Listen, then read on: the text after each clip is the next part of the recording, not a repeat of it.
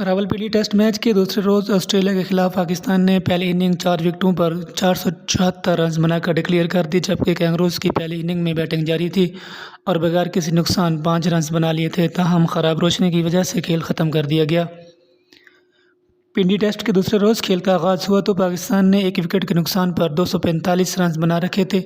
پاکستانی بلے بازوں کی آسٹریلیا کے خلاف شاندار بلے بازی کا سلسلہ آج بھی جاری رکھا۔ سابق کپتان اظہر علی نے 5 چوکوں اور 3 چھکوں کی مدد سے 185 رنز کی اننگ کھیلی۔ پاکستان کی دوسری وکٹ 313 رنز پر گری اور اوپنر امام الحق 157 رنز بنا کر پیٹ کیمنز کی گیند پر LBW ہو گئے۔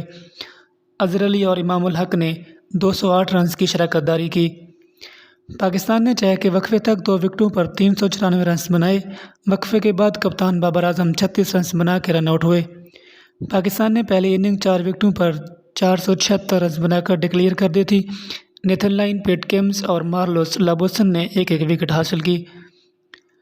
آج پاکستان ٹیم میں 3 کھلاڑیوں کی واپسی ہوگی ہے۔ حارث روف کرونا ٹیسٹ منفی آنے پر، جبکہ فہیم اشرف اور حسن علی بھی 3 دن قرنطینہ مکمل کر کے ٹیم میں شامل ہو گئے۔